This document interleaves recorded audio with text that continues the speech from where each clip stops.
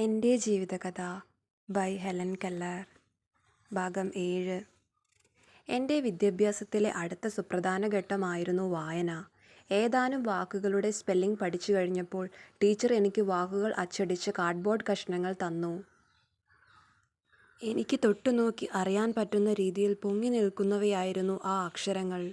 അതിലെ ഓരോ വാക്കും ഒരു വസ്തുവിനെയോ പ്രവൃത്തിയെയോ ഗുണത്തെയോ സൂചിപ്പിക്കുന്നുവെന്ന് ഞാൻ മനസ്സിലാക്കി. ഈ വാക്കുകളെ ക്രമമായി അടുക്കി വെച്ച് വാക്യങ്ങൾ ഉണ്ടാക്കാനുള്ള ഒരു ചട്ടക്കൂട് എനിക്ക് തന്നിരുന്നു. പക്ഷേ ഇതിൽ വാക്കുകൾ വെച്ച് വാക്യമുണ്ടാക്കുന്നതിന് മുമ്പ് ആദ്യം ആ പ്രവൃത്തി ഞാൻ ചെയ്തു കാണിക്കും. ഉദാഹരണമായി പാവ കിടക്കയിലാണ് എന്ന വാക്യം ഉണ്ടാക്കുമ്പോൾ ആദ്യം ഞാൻ എൻ്റെ പാവയെ എടുത്ത് കിടക്കയിൽ വയ്ക്കും. അതേസമയം വാക്കുകൾ എഴുതിയ സ്ട്രിപ്പ് എടുത്ത് ചട്ടയിൽ വയ്ക്കും. അതിനാൽ ഒരു വാക്യം ഉണ്ടാക്കുമ്പോൾ തന്നെ അതിൻ്റെ ആശയവും നന്നായി ഗ്രഹിച്ചിരുന്നു. ഒരു ദിവസം ഞാൻ പെൺകുട്ടി എന്ന വാക്കെഴുതിയ കടലാസ് എൻ്റെ ഉടുപ്പിൽ പിൻ ചെയ്തു വെച്ചു. എന്നിട്ട് വസ്ത്രങ്ങൾ വയ്ക്കുന്ന അലമാരയ്ക്കുള്ളിൽ നിന്നു. പിന്നെ ബാക്കി പദങ്ങൾ ക്രമീകരിച്ചു വെച്ചു. അലമാരിയിലാണ്. ഈ കളി എന്നെ വളരെയേറെ രസിപ്പിച്ചു. ടീച്ചറും ഞാനും മണിക്കൂറുകളോളം ഈ കളിയിൽ ഏർപ്പെടും. മുറിയിലുള്ള എല്ലാ വസ്തുക്കളും ഇങ്ങനെ ക്രമീകരിച്ച് വാക്യങ്ങൾ ഉണ്ടാക്കുമായിരുന്നു. അച്ചടിച്ച കടലാസ് കഷ്ണങ്ങളിൽ നിന്ന് അച്ചടിച്ച പുസ്തകങ്ങളിലേക്കുള്ളതായിരുന്നു അടുത്ത പടി. ബാലപാഠാവലിയിൽ പരിചിതമായ വാക്കുകൾക്കായി ഞാൻ പരതി നടക്കും. അവ കണ്ടെത്തുമ്പോൾ ഒളിച്ചുകളി കളിക്കുമ്പോഴുള്ളതുപോലെ ഞാൻ ആഹ്ലാദം കൊണ്ടു. അങ്ങനെ ഞാൻ വായന ആരംഭിച്ചു. പരസ്പരബന്ധമുള്ള കഥകൾ വായിക്കാൻ തുടങ്ങിയതിനെക്കുറിച്ച് പിന്നീട് വിശദമാക്കാം. കുറേ നാളത്തേക്ക് എനിക്ക് ചിട്ടയായ പാഠങ്ങളൊന്നും ഇല്ലായിരുന്നു. വളരെ ഗൗരവമായി പഠിക്കുമ്പോൾ പോലും അതൊരു പരിശ്രമം എന്നതിനേക്കാൾ കളിയായാണ് അനുഭവപ്പെട്ടത്. പഠിപ്പിക്കുന്നത് എന്തു തന്നെയായാലും അതൊരു കഥയിലൂടെയോ പാട്ടിലൂടെയോ ആണ് മിസ് സള്ളിവൻ വിശദീകരിച്ചു തരിക. ഏതെങ്കിലും കാര്യത്തിൽ എനിക്ക് താല്പര്യമുണ്ടെന്ന് കണ്ടാൽ അതേക്കുറിച്ച് ഒരു കൊച്ചു പെൺകുട്ടിയെപ്പോലെ ടീച്ചർ വാ തോരാതെ സംസാരിക്കുമായിരുന്നു. എല്ലാ കുട്ടികൾക്കും പേടിസ്വപ്നമായ വ്യാകരണം, പ്രയാസമേറിയ ഗണിത പ്രശ്നങ്ങൾ, നിർവചനങ്ങൾ ഇവയെല്ലാം എനിക്ക് ഏറ്റവും അരുമയായ ഓർമ്മകളാണ്. എൻ്റെ ആഹ്ലാദങ്ങളോടും ആഗ്രഹങ്ങളോടുമെല്ലാം മിസ് സള്ളിവൻ കാണിച്ചിരുന്ന സഹാനുഭൂതി വിവരണാതീതമാണ്. അന്ധരുമായി ഏറെക്കാലമായുള്ള സഹവാസം മൂലമാകാം അത്. അതോടൊപ്പം തന്നെ അവർക്ക് ഏത് കാര്യവും നന്നായി വർണ്ണിക്കുവാനുള്ള അത്ഭുതകരമായ കഴിവും ഉണ്ടായിരുന്നു. താല്പര്യജനകമല്ലാത്ത വിഷയങ്ങൾ വളരെ വേഗം ഓടിച്ചു കടന്നുപോകും. തലേന്ന് പഠിച്ച പാഠങ്ങളെക്കുറിച്ച് ചോദ്യങ്ങൾ ചോദിച്ച് ഒരിക്കലും എന്നെ വിഷമിപ്പിക്കുകയില്ല. ശാസ്ത്രത്തിലെ വിരസമായ സാങ്കേതിക തത്വങ്ങൾ അല്പാൽപമായി എനിക്കൊരിക്കലും മറക്കാൻ പറ്റാത്ത വിധത്തിൽ എൻ്റെ മനസ്സിൽ പതിപ്പിക്കും. വീടിന് പുറത്താണ് ഞങ്ങളുടെ വായനയും പഠിത്തവുമൊക്കെ നടന്നിരുന്നത്. എൻ്റെ ആദ്യകാല പാഠങ്ങൾക്ക് ദേവദാരുവിൻ്റെയും മുന്തിരിവള്ളികളുടെയും എല്ലാം സുഗന്ധമുണ്ടായിരുന്നു. പൂവരശിൻ്റെ ഉദാരമായ തണലിലിരുന്ന് ഏതൊരു വസ്തുവിലും ഒരു പാഠവും സൂചനയും ഉണ്ടെന്ന് ചിന്തിക്കാൻ ഞാൻ പഠിച്ചു. വസ്തുക്കളുടെ സൗന്ദര്യമാണ് അവയുടെ ഉപയോഗം എന്നെ പഠിപ്പിച്ചത്. പാടാനോ വിരിയാനോ മൂളാനോ മുരളാനോ കഴിയുന്ന ഏതൊരു വസ്തുവും എൻ്റെ പഠനത്തിൻ്റെ ഭാഗമായിരുന്നു. പേക്രോം കരയുന്ന തവളകൾ, ചീവീട്, വിരിഞ്ഞു വന്ന കോഴിക്കുഞ്ഞുങ്ങൾ, പൂക്കൾ, വിത്തുകൾ, മുളച്ചു വരുന്ന ചെടികൾ ഇവയെല്ലാം കയ്യിലെടുത്ത് പരിശോധിക്കും. പൊട്ടിത്തെറിക്കുന്ന ഉന്നക്കായകളും അവയുടെ നനുത്ത പഞ്ഞിനാരുകളും മൃദുവായ വിത്തുകളും എല്ലാം ഞാൻ തൊട്ടറിഞ്ഞു. ചോളക്കതിരുകൾക്ക് ഇടയിലൂടെയുള്ള കാറ്റിൻ്റെ സീൽക്കാരവും നീണ്ട ഇലകളുടെ മിനുത്ത മർമരവും ഞാൻ അനുഭവിച്ചറിഞ്ഞു. പുൽമേടിൽ വെച്ച് എൻ്റെ കുതിരക്കുട്ടിയുടെ വായിൽ ഞങ്ങൾ ഇളം പുല്ല് തിരുകിക്കൊടുക്കുമ്പോൾ അതിൻ്റെ കോപത്തോടെയുള്ള ചീറലും ഞാൻ അറിഞ്ഞു. ഓ, അതിൻ്റെ ശ്വാസത്തിൻ്റെ ആസ്വാദ്യമായ ആ സുഗന്ധം ഞാൻ ഇന്നും വ്യക്തമായി ഓർക്കുന്നു. ചിലപ്പോൾ ഞാൻ പുലർച്ചയ്ക്ക് എഴുന്നേറ്റ് ഇലകളിലും പൂക്കളിലും കനത്ത മഞ്ഞുമായി നിൽക്കുന്ന പൂന്തോട്ടത്തിലേക്ക് പതുങ്ങിപ്പോകും. കൈകളിൽ മൃദുലമായ അമരുന്ന പനിനീർ പുഷ്പങ്ങളും മന്ദമാരുതനിൽ ഇളകിയാടുന്ന മനോഹരമായ ലില്ലിപ്പൂക്കളും എത്രമാത്രം ആഹ്ലാദദായകമാണെന്ന് അധികം ആർക്കും അറിയില്ല. ചിലപ്പോഴൊക്കെ ഞാൻ പറിച്ചെടുക്കുന്ന പൂക്കൾക്കുള്ളിൽ തേൻ കുടിച്ചുകൊണ്ടിരിക്കുന്ന പ്രാണികളുണ്ടാവും. പൂ പറിച്ചെടുക്കുമ്പോൾ പെട്ടെന്ന് അതറിഞ്ഞ് ഭയത്തോടെ വിറയ്ക്കുന്ന ചിറകുകളുടെ തളർന്ന സ്വരത്തിലൂടെയാണ് ഞാൻ അവയെ തിരിച്ചറിഞ്ഞത്. ഞാൻ പോവാൻ ഇഷ്ടപ്പെട്ടിരുന്ന മറ്റൊരു സ്ഥലം കായ്കനിത്തോട്ടമാണ്. ജൂലൈ ആദ്യമാവുമ്പോഴേക്കും പഴങ്ങൾ പാകമാകും. വലിയ പീച്ച് പഴങ്ങൾ താഴ്ന്ന് എൻ്റെ കൈകളിലേക്കെത്തും. ആഹ്ലാദത്തോടെ കാറ്റ് വീശിയടിക്കുമ്പോൾ ആപ്പിൾ പഴങ്ങൾ എൻ്റെ കാൽച്ചുവട്ടിൽ തന്നെ പതിക്കും.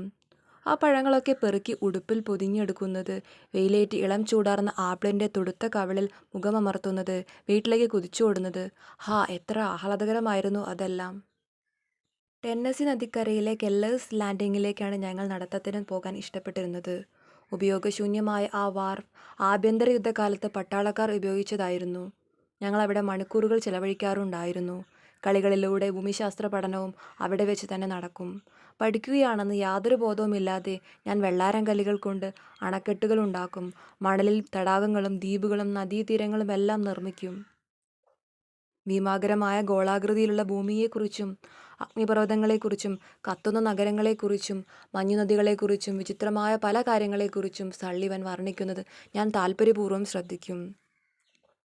പർവ്വതങ്ങളും താഴ്വരകളും പുഴകളും ഒക്കെ എനിക്ക് തൊട്ടറിയാൻ പാകത്തിലുള്ള ഭൂപടങ്ങൾ ടീച്ചർ കളിമണ്ണ് കൊണ്ട് നിർമ്മിച്ചിരുന്നു. ഇത് ഞാൻ ഇഷ്ടപ്പെട്ടിരുന്നുവെങ്കിലും വിവിധ മേഖലകളും ധ്രുവങ്ങളുമൊക്കെയായുള്ള ഭൂമിയുടെ വിഭജനം എന്നെ ഏറെ കുഴക്കിയിട്ടുണ്ട്. അതിൽ ചരടുകളും ഓറഞ്ച് കോലുകളും ഉപയോഗിച്ച് കാണിച്ചിരുന്ന ധ്രുവങ്ങൾ ഏറെ യാഥാർത്ഥ്യമായി എനിക്ക് തോന്നി. ഇപ്പോൾ പോലും താപീയ മേഖലകളെക്കുറിച്ച് ആരെങ്കിലും പരാമർശിച്ചാൽ ആ വലയങ്ങൾ എൻ്റെ മനസ്സിലേക്ക് ഓടിയെത്തും. ആരെങ്കിലും അത് ഉണ്ടാക്കുന്നുവെങ്കിൽ ധ്രുവക്കരടി ഉത്തരധ്രുവത്തിൽ ശരിക്കും കയറുന്നുവെന്ന് എന്നെ ബോധ്യപ്പെടുത്താൻ അയാൾക്കാവുമെന്ന് ഞാൻ കരുതുന്നു. ഗണിതമായിരുന്നു എന്നെ ഏറെ കുഴക്കിയ വിഷയം. ആദ്യം മുതൽ തന്നെ സംഖ്യകളുടെ ശാസ്ത്രത്തിൽ എനിക്ക് തീരെ താല്പര്യം തോന്നിയില്ല. മുത്തുകളും കോലുകളും കൂട്ടങ്ങളാക്കി വെച്ച് എണ്ണാനും കൂട്ടാനും കുറയ്ക്കാനുമെല്ലാം സള്ളിവൻ എന്നെ പഠിപ്പിച്ചു.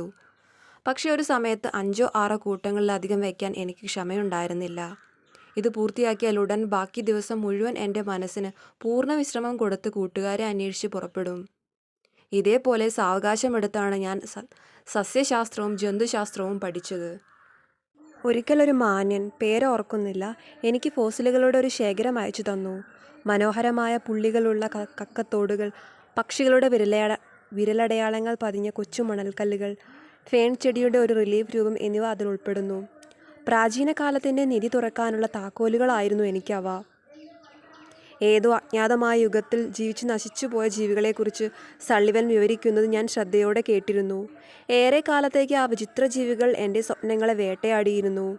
പനിനീർ പുഷ്പങ്ങളും സൂര്യകിരണങ്ങളും എൻ്റെ കുതിരക്കുട്ടിയുടെ കൊച്ചു കുളമ്പടി ശബ്ദവും എല്ലാം ചേർന്ന് ആഹ്ലാദഭരിതമായ ഇന്നത്തെ അന്തരീക്ഷത്തിന് ആ കാലഘട്ടം ഇരുളടങ്ങിയ ഒരു പശ്ചാത്തലം സൃഷ്ടിച്ചു. മറ്റൊരിക്കൽ എനിക്ക് മനോഹരമായൊരു ചിപ്പി കിട്ടി. ഒരു കുഞ്ഞു ജീവി അതിൻ്റെ മനോഹരമായ തിളക്കമാർന്ന പുറന്തോട് എങ്ങനെ ഉണ്ടാക്കുന്നുവെന്നും തിരകളെ ഇളക്കാൻ ഒരിളങ്കാറ്റ് പോലും വീശാത്ത പ്രശാന്തമായ രാത്രികളിൽ തൻ്റെ പവിഴക്കപ്പലിലേറി ഇന്ത്യൻ മഹാസമുദ്രത്തിലെ നീലജലത്തിലൂടെ അത് യാത്ര ചെയ്യുന്നുവെന്നും കൊച്ചുകുട്ടികളുടെ സഹജമായ അത്ഭുതത്തോടെയും ആഹ്ലാദത്തോടെയും ഞാൻ മനസ്സിലാക്കി.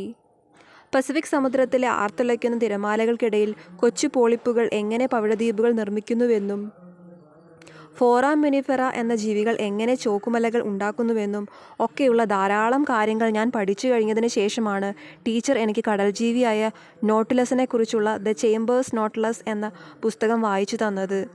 ഒച്ചുകൾ തങ്ങളുടെ പുറന്തോട് നിർമ്മിക്കുന്നത് നമ്മുടെ മനസ്സിൻ്റെ വികാസത്തിൻ്റെ പ്രതീകാത്മക ചിത്രമാണെന്ന് ടീച്ചർ പറഞ്ഞു തന്നു. അത്ഭുതകരമായി പ്രവർത്തിക്കുന്ന നോട്ടുലസിൻ്റെ ആവരണം വെള്ളത്തിൽ നിന്ന് ഉള്ളിലേക്കെടുക്കുന്ന വസ്തുവിനെ മാറ്റി തൻ്റെ ശരീരത്തിൻ്റെ ഭാഗമാക്കി പരിണമിക്കുന്നത് പോലെ ഒരാൾ അല്പാൽപമായി ആർജിക്കുന്ന അറിവുകൾ ഇതുപോലെയുള്ള പ്രക്രിയയ്ക്ക് വിധേയമാവുകയും അവ ചിന്തയുടെ മുത്തുകളായി മാറുകയും ചെയ്യുന്നു. മറ്റൊരു പാഠം ചെടികളുടെ വളർച്ചയെക്കുറിച്ചായിരുന്നു. ഞങ്ങൾ ഒരു ലില്ലിച്ചെടി വാങ്ങി അത് വെയിലേൽക്കാൻ പാകത്തിൽ ജാലകത്തിനരികിൽ വെച്ചു. താമസിയാതെ അതിൻ്റെ കൂർത്ത പച്ച മുകുളങ്ങൾ വിടരാനുള്ള അടയാളങ്ങൾ കാണിച്ചു. ഏറ്റവും പുറത്തെ വിരലുകൾ പോലെയുള്ള നേർത്ത ഇലകൾ ആദ്യം നേരിയ വൈമനസ്യത്തോടെ വിടർന്നു വന്നു. ഒളിപ്പിച്ചു വെച്ച സൗന്ദര്യം മുഴുവൻ വെളിവാക്കാനായി ആ വിടരൽ പടിപടിയായി തുടർന്നു. മറ്റുള്ളവയേക്കാൾ മനോഹരവും വലുതുമായ ഒരു മുകുളം എപ്പോഴും ഉണ്ടാവും. താനാണ് ലില്ലിയുടെ രാജ്ഞി എന്നറിഞ്ഞിട്ടെന്ന പോലെ അത് തൻ്റെ ആവരണം പൊങ്ങച്ചത്തോടെ തള്ളിമാറ്റി. ഭീരുക്കളായ മറ്റു സഹോദരി മുകുളങ്ങൾ തങ്ങളുടെ ആവരണം ലജ്ജയോടെ വകഞ്ഞുമാറ്റി. ഒടുവിൽ അതൊന്നാകെ മനോഹരമായ സുഗന്ധിയായ ഒരൊറ്റ പൂച്ചില്ലയായി മാറി.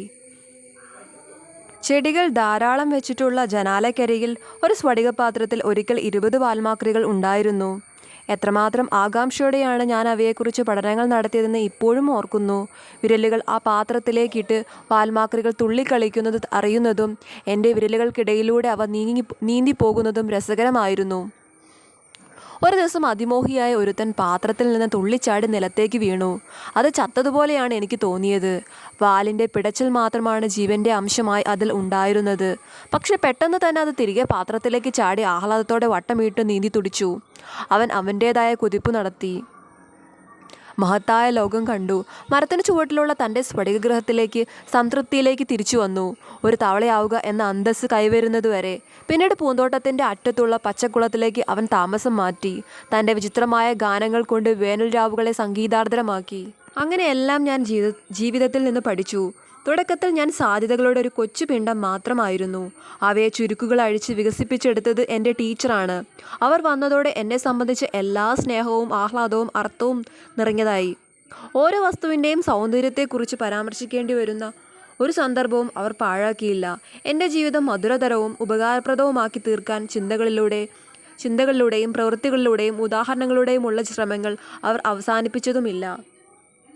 എൻ്റെ വിദ്യാഭ്യാസത്തിൻ്റെ ആദ്യ കാലഘട്ടം അത്രയും മനോഹരമാക്കി തീർത്തത് എൻ്റെ ടീച്ചറുടെ പ്രതിഭയും സ്നേഹവും എല്ലാം ചേർന്നാണ്. എനിക്ക് അറിവ് പകർന്നു തരാൻ ലഭിക്കുന്ന ശരിയായ സന്ദർഭത്തെ അവർ പ്രയോജനപ്പെടുത്തുകയും അതിലൂടെ പഠനം എനിക്ക് ആസ്വാദ്യവും സ്വീകാര്യവുമായി തീരുകയും ചെയ്തു. ശിലാമയമായ വിദ്യാഭ്യാസ പ്രവാഹത്തിന് മുകളിൽ നൃത്തം ചെയ്തും ഓളം തല്ലിയും ഒരിടത്ത് പുഷ്പങ്ങളെയും മറ്റൊരിടത്ത് കുറ്റിച്ചെടികളെയും അങ്ങകലെ ആട്ടിൻരോമം പോലെയുള്ള മേഘങ്ങളെയും പ്രതിഫലിപ്പിക്കുന്ന ആഴം കുറഞ്ഞ അരുവിയാണ് കുഞ്ഞിൻ്റെ മനസ്സെന്ന് അവർ തിരിച്ചറിഞ്ഞു. ആ അരുവി മലമുകളിൽ നിന്ന് വരുന്ന ഒഴുക്കുകളെയും ഒളിഞ്ഞുകിടക്കുന്ന നീർച്ചാലുകളെയും എല്ലാം ഭക്ഷിച്ച് അതിൻ്റെ സ്വച്ഛമായ ഉപരിതലം, ഉയർന്ന കുന്നുകളെയും പ്രകാശം പരത്തുന്ന വൃക്ഷഛായകളെയും നീലാകാശത്തെയും സുന്ദരമായ കുഞ്ഞു പൂവിനെയും എല്ലാം പ്രതിഫലിപ്പിക്കാൻ പ്രാപ്തമായ ഒരു വലിയ നദി ആകുന്നതുപോലെ അവർ എൻ്റെ മനസ്സിനെ അതിൻ്റേതായ പാതയിലേക്ക് നയിച്ചു. ഏതൊരു ടീച്ചർക്കും ഒരു കുട്ടിയെ ക്ലാസ് മുറിയിൽ എത്തിക്കാനാവും. എന്നാൽ എല്ലാവർക്കും അവനെ പഠിപ്പിക്കാനാവില്ല. തിരക്കുകളിലോ വിശ്രമത്തിലോ എന്തിലായാലും എന്ത് ചെയ്യാനുള്ള സ്വാതന്ത്ര്യം തനിക്കുണ്ടെന്ന് അവന് ബോധ്യപ്പെടുന്നതുവരെ അവന് ആഹ്ലാദപൂർവ്വം ജോലി ചെയ്യാനാവില്ല. തനിക്ക് താല്പര്യം കുറഞ്ഞ പ്രവൃത്തികൾ ചെയ്യുന്നതിന് മുമ്പും മടുപ്പിക്കുന്ന പാഠപുസ്തകങ്ങളിലൂടെ ആയാസരഹിതമായി കടന്നുപോകാൻ തീരുമാനമെടുക്കുമ്പോഴും അവന് വിജയത്തിൻ്റെ ഹർഷോന്മാദവും നിരാശയുടെ ഹൃദയവേദനയും അനുഭവപ്പെടണം. ടീച്ചർ എന്നോട് ചേർന്ന് തന്നെ ഉണ്ടായിരുന്നതുകൊണ്ടാണ് ടീച്ചറിൽ നിന്ന് വേറിട്ട് എന്നെക്കുറിച്ച് ചിന്തിക്കാൻ എനിക്കാവുമായിരുന്നില്ല. മനോഹര വസ്തുക്കൾ ഉണ്ടാക്കുന്ന ആഹ്ലാദം സഹജമായിരുന്ന ടീച്ചറുടെ സ്വാധീനം കൊണ്ട് ഉണ്ടാവുന്നത് എത്രമാത്രമെന്ന് എനിക്ക് വിവരിക്കാനാവില്ല. ടീച്ചറുടെ അസ്തിത്വം എൻ്റേതിൽ നിന്ന് വേർപെടുത്താനാവില്ലെന്നും എൻ്റെ ജീവിതത്തിൻ്റെ കാലടികൾ അവരുടേതിലാണെന്നും എനിക്ക് തോന്നി. എന്നിലുള്ള നന്മകളെല്ലാം അവരുടേതായിരുന്നു. അവരുടെ സ്നേഹസ്പർശത്താൽ ഉണർത്തിയതല്ലാത്ത ഒരു സന്തോഷമോ പ്രചോദനമോ പ്രതിഭയോ ഒന്നും തന്നെ എന്നിലുണ്ടായിരുന്നില്ല. 8. എൻ്റെ ടീച്ചർ മിസ് സള്ളിവൻ ടെസ്കംബിയയിൽ എത്തിയതിന് ശേഷമുള്ള ആദ്യ ക്രിസ്മസ് അതിഗംഭീരമായിരുന്നു. കുടുംബത്തിലെല്ലാവരും എനിക്കായി അമ്പരപ്പിക്കുന്ന സമ്മാനങ്ങൾ ഒരുക്കി. പക്ഷേ എന്നെ സന്തോഷിപ്പിച്ചത് ഞാനും ടീച്ചറും കൂടി മറ്റുള്ളവർക്കായി ഒരുക്കിയ സമ്മാനങ്ങളായിരുന്നു. ആ സമ്മാനങ്ങളെ പൊതിഞ്ഞുള്ള നിഗൂഢത എന്നെ ഏറെ ആഹ്ലാദിപ്പിച്ചു. കൂട്ടുകാർ അപൂർണങ്ങളായ വാക്യങ്ങൾ എഴുതി എൻ്റെ ജിജ്ഞാസ ഉണർത്തി. അതോടൊപ്പം ഞാനും ടീച്ചറും കൂടി ഒരു ഊഹക്കളി ആവിഷ്കരിച്ചു. ഏതൊരു പാഠത്തിൽ നിന്നും പഠിക്കുന്നതിനേക്കാളും ഭംഗിയായി ഭാഷ കൈകാര്യം ചെയ്യാൻ പറ്റുന്ന ഒരു കളിയായിരുന്നു അത്. എല്ലാ വൈകുന്നേരവും കത്തുന്ന നെരിപ്പോടിനടുത്തിരുന്ന് ഞങ്ങൾ ഈ കളി കളിച്ചു. ക്രിസ്മസ് അടുക്കുന്തോറും കളിയുടെ ഹരം കൂടി വന്നു. ക്രിസ്മസ് തലേന്ന് ടെസ്കംബിയ സ്കൂളിലെ കുട്ടികൾ അവരുടെ ക്രിസ്മസ് മരം ഒരുക്കി എന്നെ ക്ഷണിച്ചു. ഒരു ക്ലാസ് മുറിയുടെ ഒത്ത നടുക്കായിരുന്നു മനോഹരമായ ക്രിസ്മസ് മരം. നേരത്തെ പ്രകാശത്തിൽ അത് മിന്നിത്തിളങ്ങി. മരച്ചില്ലകളിൽ അത്ഭുതകരമായ പഴങ്ങൾ തൂങ്ങിക്കിടന്നു. സന്തോഷകരമായ നിമിഷങ്ങളായിരുന്നു അവ. ഞാൻ മരത്തിനു ചുറ്റും ആഹ്ലാദപൂർവ്വം നൃത്തം വെച്ചു. കുട്ടികൾക്കെല്ലാവർക്കും സമ്മാനപ്പൊതി ഉണ്ടെന്ന് അറിഞ്ഞപ്പോൾ ഞാൻ അത്യധികം സന്തുഷ്ടയായി.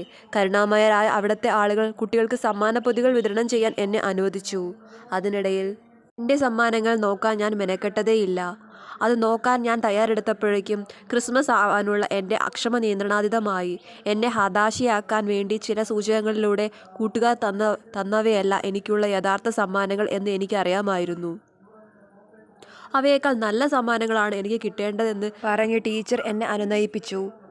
ക്രിസ്മസ് മരത്തിൽ നിന്ന് കിട്ടിയ സമ്മാനങ്ങളുമായി ഞാൻ തൃപ്തിപ്പെട്ടു. ബാക്കിയുള്ളവ പിറ്റേന്നത്തേക്കായി കരുതി വെച്ചു. അന്ന് രാത്രി ഞാൻ ചെരുപ്പുകൾ അഴിച്ചു വെച്ച് കിടക്കയിൽ ഉറക്കം നടിച്ചു കിടന്നു. ക്രിസ്മസ് അപ്പൂപ്പൻ വന്നാൽ എന്തൊക്കെയാണ് ചെയ്യുകയെന്ന് അറിയാൻ വേണ്ടിയായിരുന്നു അത്. ഒടുവിൽ ഞാൻ ഉറക്കത്തിലേക്ക് വഴുതി വീണു. ഒരു പുതിയ പാവയും വെളുത്ത കരടിയും എൻ്റെ കൈകളിലുണ്ടായിരുന്നു. അടുത്ത ദിവസം രാവിലെ വീട്ടിലെ എല്ലാവരെയും ആദ്യത്തെ മെറി ക്രിസ്മസുമായി ഉണർത്തിയത് ഞാനായിരുന്നു. എല്ലായിടത്തും അത്ഭുതങ്ങൾ എന്നെ കാത്തിരുന്നു. ചെരുപ്പിൽ, മേശയിൽ, കസേരകളിൽ, വാതിലിൽ, ജനൽപ്പടിയിൽ എല്ലാം. ടിഷ്യൂ പേപ്പറിൽ പൊതിഞ്ഞൊരു ക്രിസ്മസ് സമ്മാനത്തിൽ തട്ടാതെ എനിക്ക് നടക്കാൻ തന്നെ പറ്റുമായിരുന്നില്ല. പക്ഷേ എൻ്റെ ആഹ്ലാദം നിറഞ്ഞു കവിഞ്ഞത് ടീച്ചർ എനിക്ക് ഒരു കാനറി പക്ഷിയെ സമ്മാനിച്ചപ്പോഴാണ്. കൊച്ചു ടിം നല്ലപോലെ ഇണക്കമുള്ള പക്ഷിയായിരുന്നു. അവൻ എൻ്റെ വിരലുകൾക്കിടയിൽ കൂടെ ചാടുകയും എൻ്റെ കയ്യിൽ നിന്ന് മധുരിപ്പിച്ച ചെറുപഴങ്ങൾ കൊത്തി തിന്നുകയും ചെയ്തു. അവനെ എങ്ങനെയൊക്കെയാണ് വളർത്തേണ്ടതെന്ന് ടീച്ചർ എന്നെ പഠിപ്പിച്ചു.